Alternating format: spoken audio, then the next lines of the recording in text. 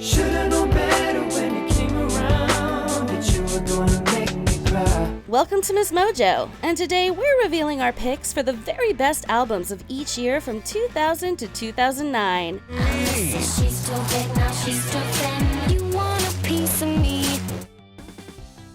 2000, Stankonia, OutKast. Yeah, in national underground thunderbounds when I stop the ground like a million elephants, a silverback orangutan, you can't stop a train. By the turn of the millennium, OutKast were already critical darlings, but Stankonia catapulted them into the mainstream with unapologetic force. Fueled by hits like Miss Jackson and B.O.B., Andre 3000 and Big Boy tore up the hip-hop playbook. Melding funk, psychedelia, gospel, and even drum and bass, they defined a sound that was as futuristic as it was unmistakably Southern. Sorry, Miss Jackson. Ooh, I am for real. Never meant to make your daughter cry. At a time when mainstream rap largely clung to rigid formulas, Stankonia embraced maximalism, eccentricity, and political edge, proving there was space in the spotlight for something weirder, bolder, and more genre-defying. Sir Lucian got Gator belts and Patty Melts and Monte Carlos and El Dorado. So I'm waking up out of my slumber feeling like Rollo. In doing so, it didn't just cement OutKast as visionaries, it paved the way for later boundary pushers, including, yes, Kanye West, to thrive.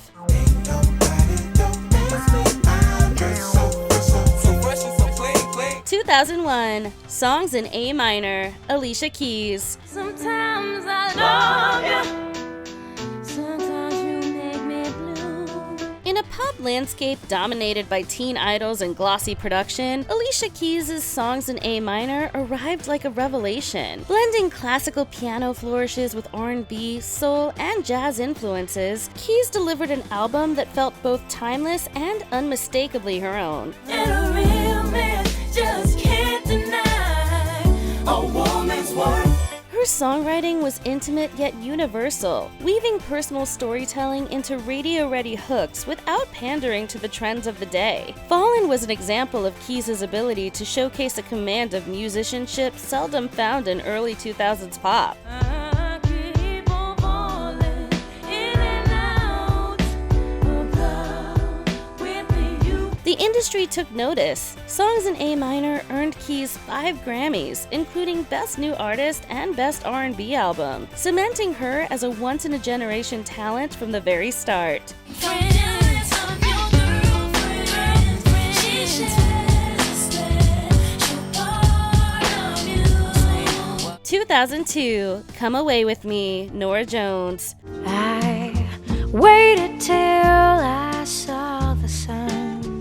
Come Away With Me proved that restraint could be as powerful as maximalist spectacle. Norah Jones' smash hit debut blended jazz, folk, country, and soul into a warm, intimate sound that stood apart from anything on the charts, and audiences embraced it in droves. I don't know why I didn't come. Certified platinum in its year of release, Come Away With Me remains the highest-selling debut studio album by a solo artist in the 21st century.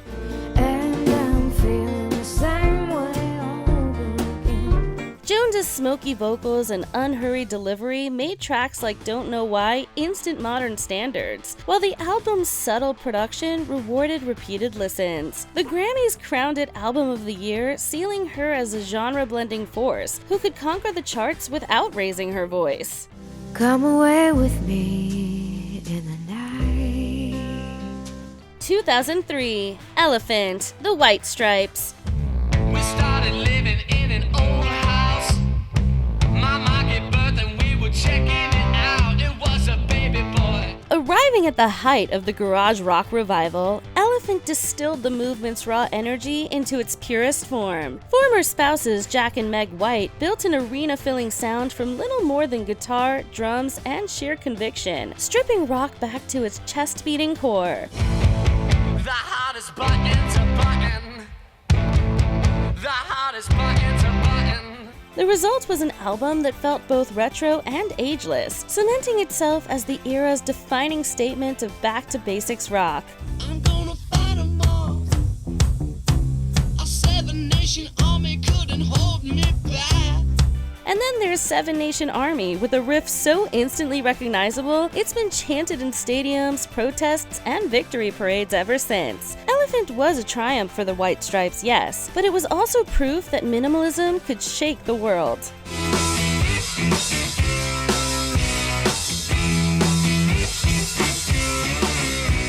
2004, American Idiot, Green Day. Don't wanna be an American idiot. Don't want a nation under the new media.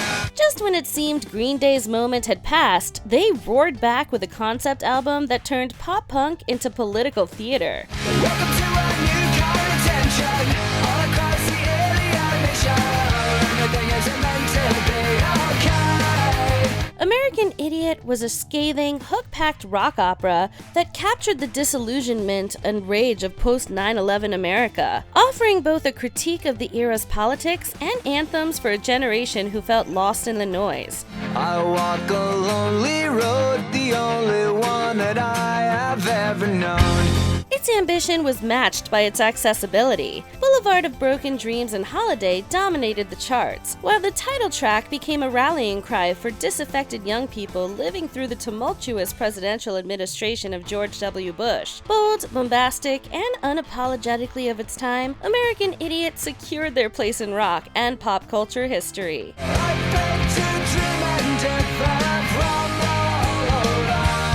2005, The Emancipation of Mimi, Mariah Carey. Oh, baby, baby, we belong together.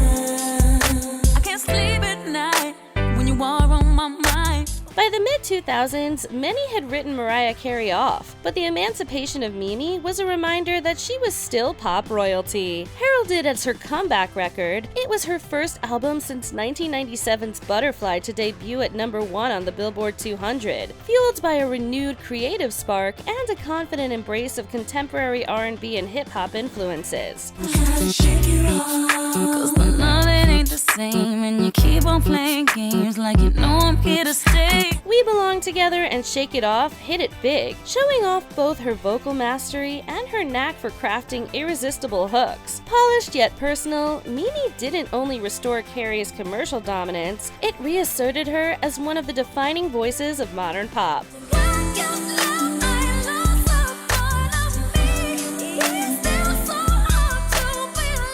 2006, Future Sex Love Sounds, Justin Timberlake.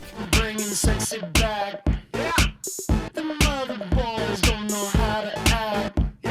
With this forward-thinking album, Justin Timberlake shed the last remnants of his boy band past and fully embraced his role as pop's resident avant-garde showman. Re-teaming with Timbaland, he delivered a sleek, genre-blurring mix of electro, funk, R&B, and futuristic pop that felt years ahead of its time. See, all I want you to do is be my love.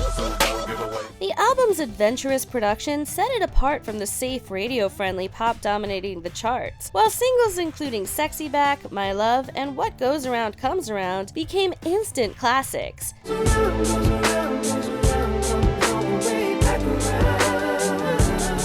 Ambitious yet endlessly listenable, Future Sex Love Sound cemented Timberlake as a solo powerhouse, redefining what mainstream pop could sound like. Go ahead, be gone with it. Come to the back. Go ahead, be gone with it. VIP. Go ahead, be gone with it. Drinks on me. Go ahead, be See gone what with you it. twerking with. 2007, Blackout, Britney Spears.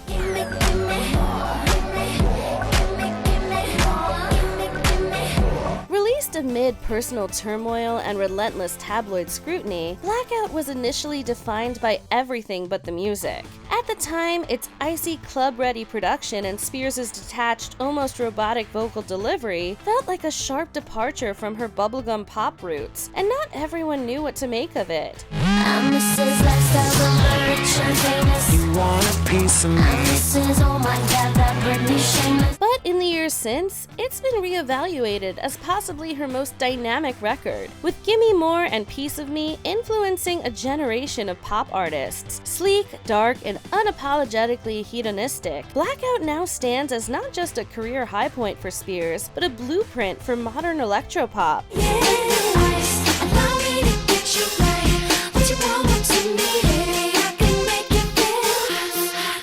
2008, The Carter 3, Lil Wayne. Okay, the mama had a swag like mine. She even wear a herd on her back like mine. By the time the Carter 3 dropped, Dwayne Lil Wayne Carter had already declared himself the best rapper alive, and this album made that claim hard to dispute. A career-defining culmination of his prolific mixtape run, it blended dizzying wordplay, inventive flows, and unshakable hooks that could dominate any chart. Millionaire, I'm a young money millionaire, tougher than Nigerian hair. My criteria compared to your career just isn't fair. Tracks like A Million Lollipop showed both his lyrical dexterity and pop instincts, while deep cuts proved he could still surprise even the most devoted fans. Sweeping the hip-hop Grammys and selling over 1 million copies in its first week, the Carter 3 crowned Wayne at the peak of his powers, making him the king of hip-hop in 2008. Closer to the club, she like the way I did it, bow. I see a boyfriend hating like a city cop.